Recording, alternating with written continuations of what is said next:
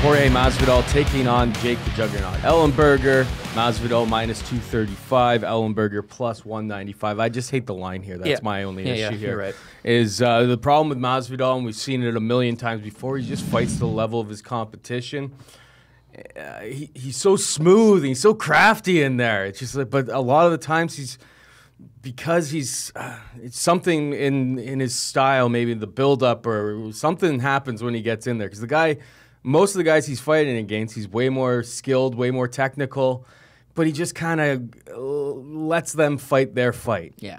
I don't know what it is mentally, but like this guy is a super, super talented dude who just always lets everyone hang in there. And with Jake Ellenberger, if what we saw from Matt Brown is him returning to what made him, you know, a top 5 guy way back when, just that aggression. I don't give an F or give. I guess we can swear now. Well, I haven't gotten any official word on it, but if they let Robin do it. Yeah.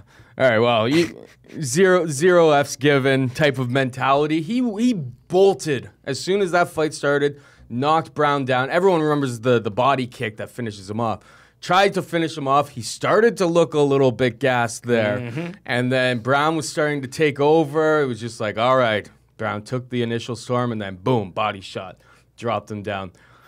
I feel as though Ellenberger may be kind of saying, screw, you know, this point fighting type of style that he was losing a whole bunch of fights and eventually getting beaten down in a lot of his previous fights. Like the Tarek Saffiedine fights, like he hurt him and he just didn't have that killer instinct to go in there. Yeah. The Brown fight we saw, he's just like, he had the killer instinct from start to finish. He's figuring out, that's what I am. That's what I'm assuming.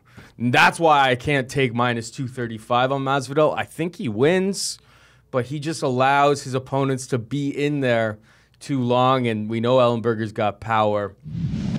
It could happen.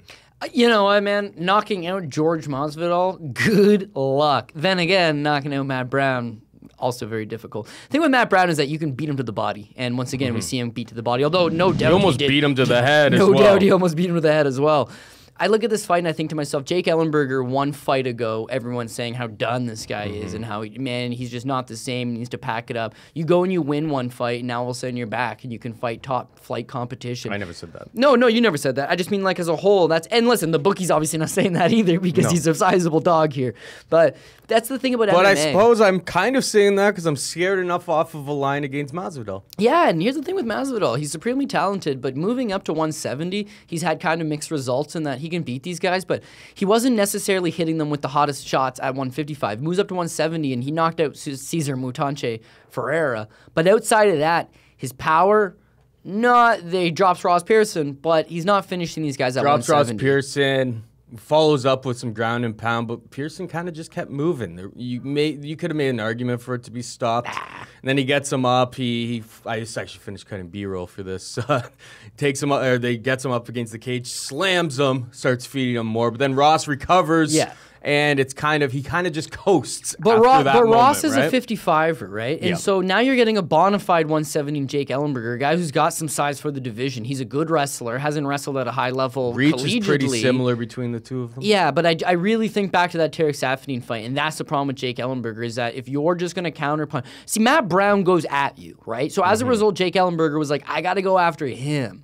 But Jorge Masvidal, as we've just discussed, doesn't go after you. He wants you to come at him, and he'll knock you out. Jake Ellenberger has got 2 options on his hand. I can go at this guy, and he's going to counterpunch me, and I'm not going to like it. Or I can wait till he comes in and fights me, and I really don't want that because it's going to end up like the Tarek Saffiedine fight where you're standing in front of this guy. And he's done that in other fights too. Rory McDonald, he just stands in front of you and stares at you. That's the knock on him. So you get a sports psychologist, you beat a guy.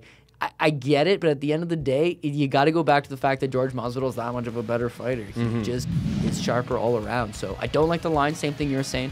I see the fight going to distance, but both guys got a lot of power, and so I think that Jorge Masvidal might be able to just clip him and knock him out.